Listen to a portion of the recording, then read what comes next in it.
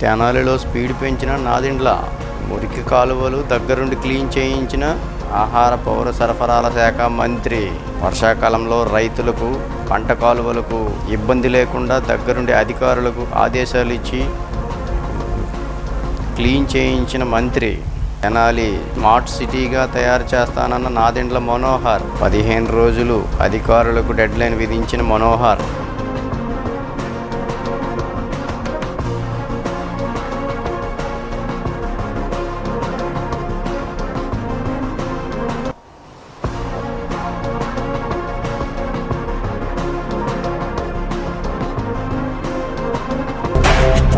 తెనాలి పట్టణంలో ప్రధానమైన పంట కాలువలు ఒక 4 ఈ వర్షాకాలం లోపు పూడిక తీయడం, అదేవిధంగా గార్బేజ్ కలెక్షన్ ఇంప్రూవ్ చేయాలనే ఆలోచనతో ఒక షార్ట్ టర్మ్ ప్రణాళిక 15 రోజుల కోసం సిద్ధం చేయమని నేను కమిషనర్ గారి ఆధ్వర్యంలో మున్సిపల్ సిబ్బందికి చెప్పడం జరిగింది. సో 2 రోజుల క్రితం జరిగిన సమావేశంలో ఒక యాక్షన్ ప్లాన్ తయారు చేశారు కమిషనర్ గారు. దాని మేరకు ఈరోజు 3 ప్రాంతాల్లో పనులు ప్రారంభమైనాయి.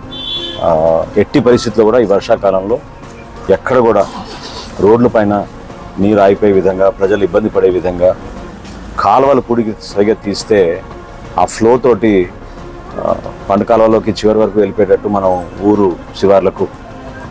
అదేవిధంగా రేపటి రోజున ఇంకో సమీక్ష సమావేశం ఏర్పాటు చేసుకున్నాం ఇరిగేషన్ అధికారులతోటి, డ్రైన్స్ అధికారులతోటి, మున్సిపల్ కమిషనర్ గారితో.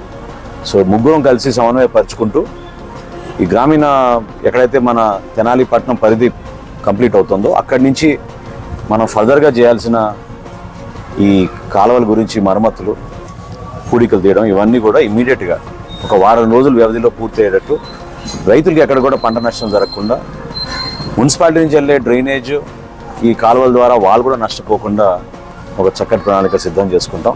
15th ఫైనాన్స్ నిధులు బహుశా జూలైలో వస్తాయి మనకి.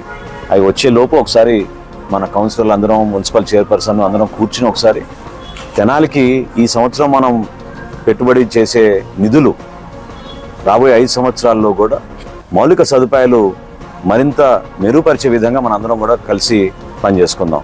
అంతేగాని డబ్బులు వృధా అయ్యేటట్టు ఎక్కడో తూతు మంత్రంగా పనులు చేసుకుంటే మాత్రం మనకు ఉపయోగం ఉండదు.